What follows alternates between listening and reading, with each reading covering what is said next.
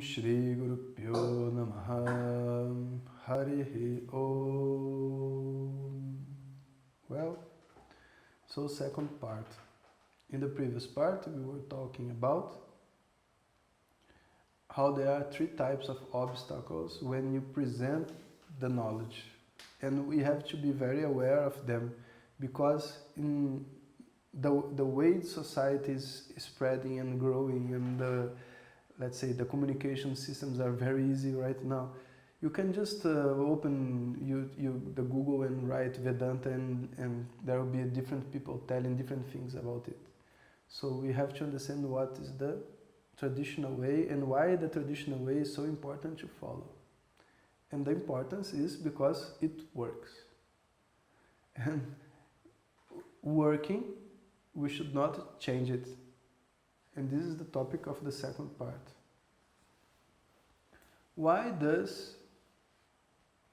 How does the tradition is preserved? And why? What is the essence of this tradition? In every class there is a mantra. In this mantra we say Sada Shiva Samarambham, beginning from Lord Shiva, Shankaracharya Madhyamam, going through Shankara. Shankara was one of the great teachers. Asmadacharya Paryantam, and up to my teacher, Vande Guru Paramparam. I salute, I prostrate for the tradition, Parampara, the tradition, the sequence of Guru Parampara, of teachers. All the classes start with some sort of salutation to the tradition of teachers. And actually, if you really look to it, it's more than just we are using the tradition, We think that we are using the tradition. Oh, I'm very lucky to be in contact with this tradition and then I can use it. Hey, the tradition have thousands and thousands of years. You are not using the tradition. The tradition is using you, okay? The tradition will be here for more thousands of years. Some more years we are gone. So, to receive the tradition, we chant the mantra. We are not chanting the mantra to preserve the tradition. We chant the mantra to purify ourselves so that this tradition could pass through us. It is a metaphorical way of explaining, of course. We are all poor. But at the same time, when we talk about spirituality, there is some sort of purity in the mind that we look for, which means leaving everything outside my thoughts for some time and being able to connect whatever the person is telling. So the mantra will help us. We bring this idea, all the teachers that were before us, let they bless me. Let me be able to understand what the teacher is saying. Let this make sense as a whole. I can be a good student, he can be a good teacher, but when we connect, there's nothing come out. No, as a whole, we should work also. So seeking this blessing, we chant the mantra. But there is some things about this tradition that we should know. First, the tradition is not a tradition of teachers. Actually, it's a tradition of students. If somebody came up with this idea of Vedanta at some time, maybe he would be the teacher. And then another teacher would come, another person would say, oh, there is something that this person has not seen before.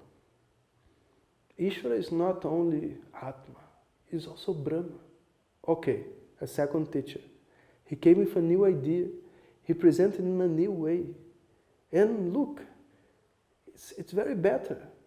So he's a good teacher also. Very masters, There are a lot of masters are coming. But it's not like this. Actually, when you add something to this process, that is the reason why the process stopped working. So we are instructed like this. When you teach, you pray not to change anything, you know. Pray to God so that He blesses you, so that you say exactly the same thing. In a modern way, in a different language, it's okay, but the same explanation, the same ideas. Do not come with a different thing to tell. This is not the proposition of the tradition. And a lot of people, they come with this idea that they will become a spiritual teacher. I will become a master. And people present themselves like this. I'm a master this, a master of that. I have a third level of something. I have this. It's like a curriculum, like they would have in let's say, in a corporate environment. They would take to the spiritual environment also. I have studied with this Swami, I have studied with that Swami, I have studied with this Swami, I have this text, that text, 30 texts. I lived 4 years in the ashram, I did 5 years of meditation. Hey, can you imagine somebody telling like how many drugs, medicines they had in all his life, and he's still using them, and now I'm using a medicine for the liver, a medicine for this, well, nobody would say like this. Because it's medicine. Actually, we are ashamed. 40 years studying Vedanta, and still I don't know. This is not a matter to put in the wall, 40 years studying. It's a matter to cry. The concept is completely opposite. We are not studying the curriculum to become big or to become teachers. We are studying because we are Brahma and we don't know. We don't want to become a teacher in the end of the process. We want to understand what we already were before studying. So what the maximum that a person can do studying Vedanta is to become a good student. It's the most. After that, if you are a good student, you understand that you are Brahma. You are not going to become a Vedanta teacher. No person, or Vedanta or any other spiritual path that's connected like this with self-knowledge, no person is really interested in becoming the master of something unless there is some ego problem. We just want to be happy, everybody. And if Vedanta is about happiness, you have to find this happiness. And after you did this process to yourself, maybe there is a chance that you may be able to share this knowledge with someone. But you won't be sharing this knowledge as a master. For your own self, you won't be sharing as a master. You'll be sharing just as this is what I am. And when you tell about what works in Vedanta or does not work, you're going to tell about your own experiences. You're going to tell about your emotional problems. You're going to tell how you have dealt with life, this whole life. You're not going to present new theories. So what makes a teacher is the fact that he's not a teacher. He's just a good student. And he's telling his own experience to the others. And this actually is one of like the main points of understanding the Vedic tradition. We are just students. Dakshinamurti or Shiva is the first teacher and he's the only teacher. We are just learning. Second point, that's also really important, is the nature of what we are teaching.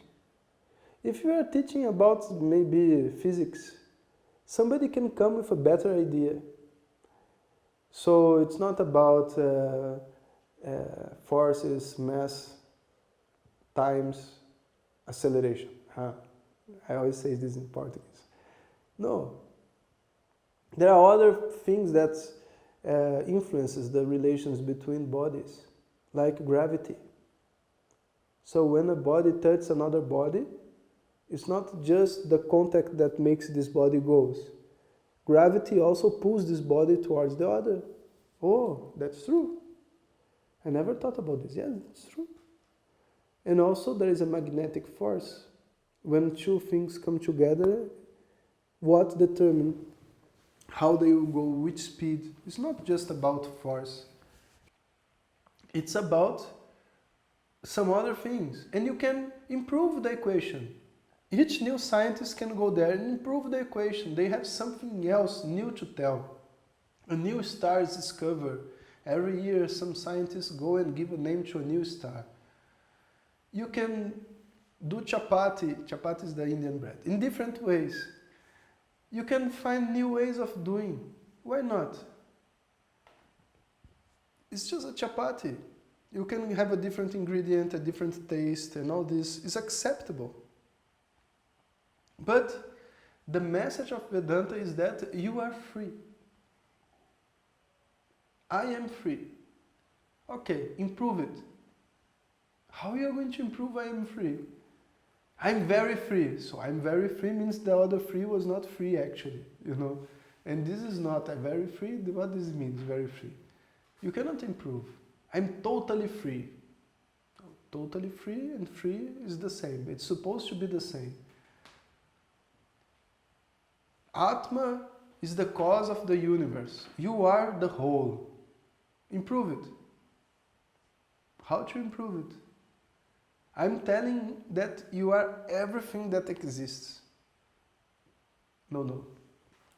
What Vedanta tells is not complete. There is something else to be told. Hey, what else could be told?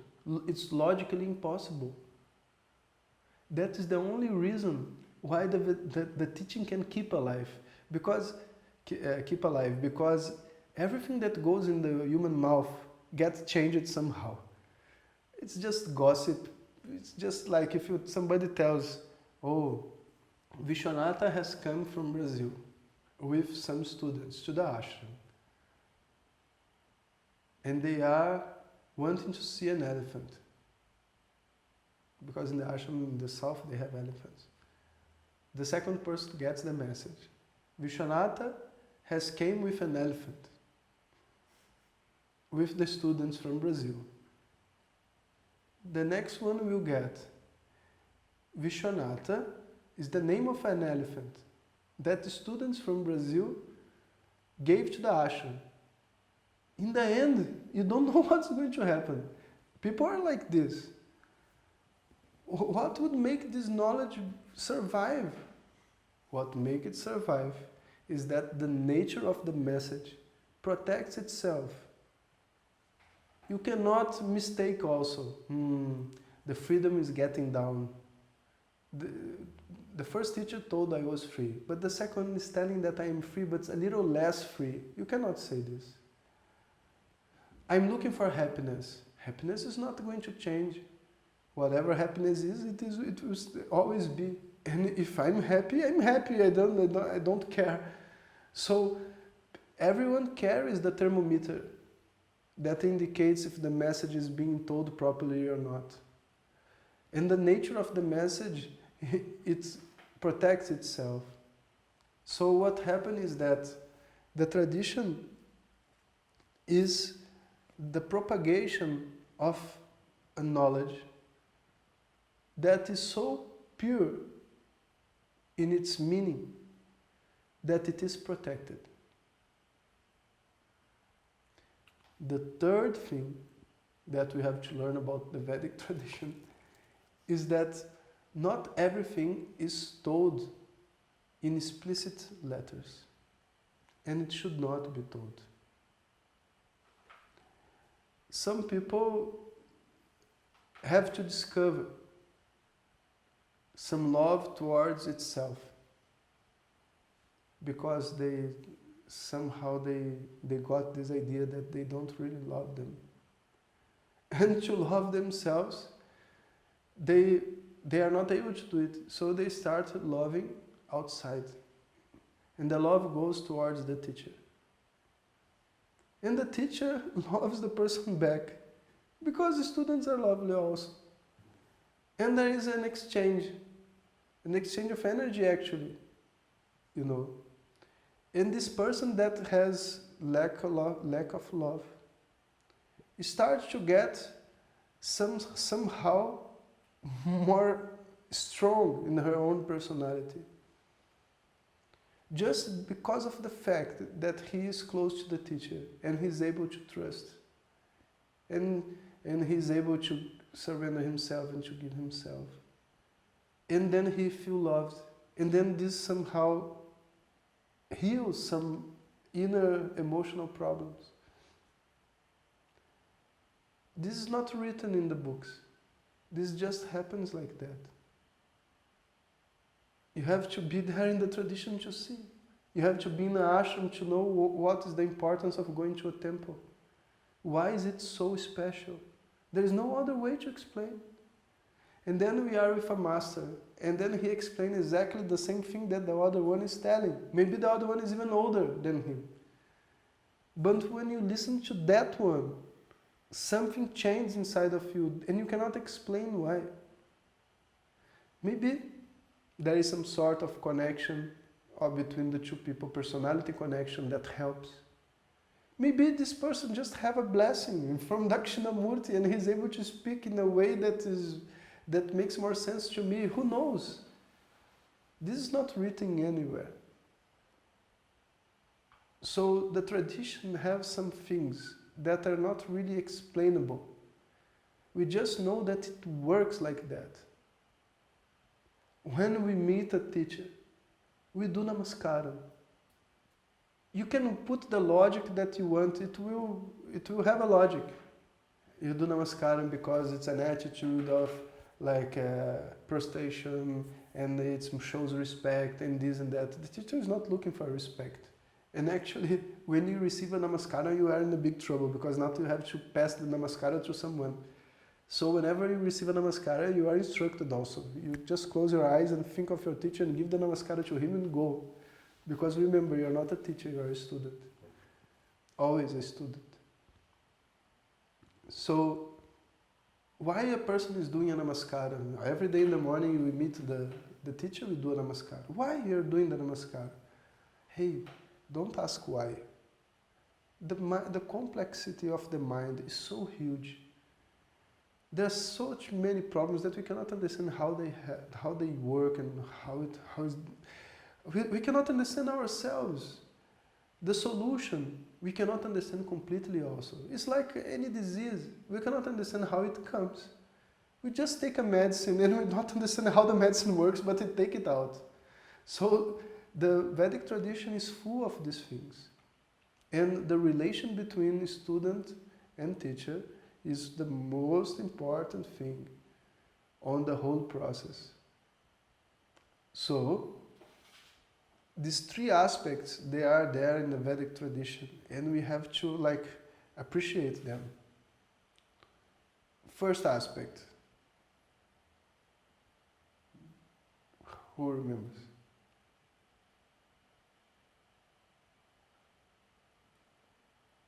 But nobody remembers.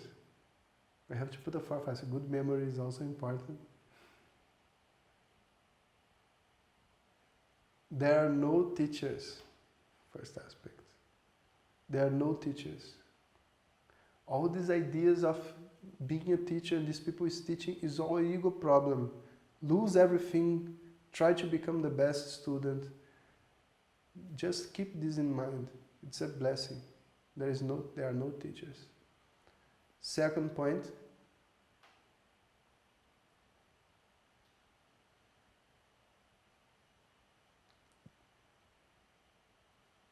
The message protects itself. So we don't want to change nothing. We don't want to improve the way it's explained. No, it's working. If it's working and you try to improve, the only thing that can happen is to stop work, because you cannot tell a better message. The message is already almost the topmost thing that somebody can tell you. So don't try to tell anything different, because it's not going to help. I'm creative. I want to do it free. I don't need the tradition. I don't need it. This does not work. And third point, unless